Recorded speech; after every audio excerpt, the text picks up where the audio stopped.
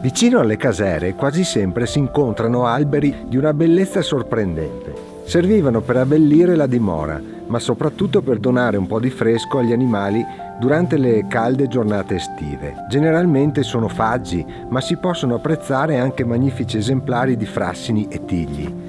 Qui nella zona del Cesena vi sono piante spettacolari, alcune censite come alberi monumentali. Nel 1982 il Corpo Forestale dello Stato in questi luoghi aveva censito decine di queste piante che erano non solo vecchie ma erano anche belle per il loro portamento maestoso, soprattutto fuori dal bosco si potevano espandere e quindi una chioma spettacolare, veramente belli da vedere.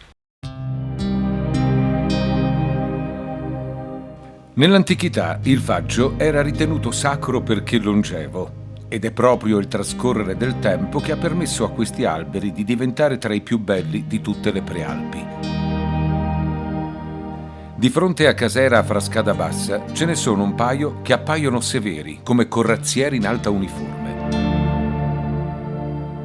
Sembrano due piante gemelle e quelle lì hanno più di 200 anni. Una di queste è tutelata proprio con questa legge. Poi, appena sotto Pianezza c'è un tiglio altrettanto meraviglioso. Ci vogliono almeno 4-5 persone per abbracciarlo. È fantastico. Ma come fanno gli esperti a calcolare l'età di un albero? Usano un curioso marchingegno a forma di cavatappi. Usiamo questo strumento che è il succhiello di Pressler che si porta tranquillamente senza tanto ingombro.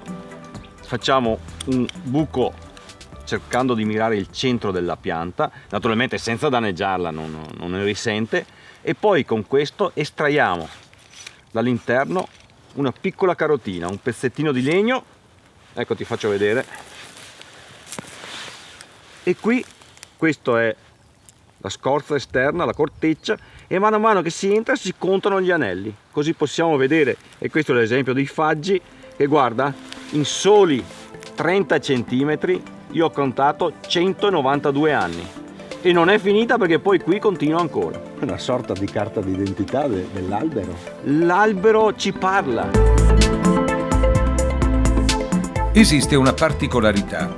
Il frutto del faggio, la faggiola, oltre ad essere un ottimo alimento per piccoli animali, rappresentava un cibo di emergenza durante le carestie. Veniva utilizzato infatti per preparare delle minestre per malgari e carbonai.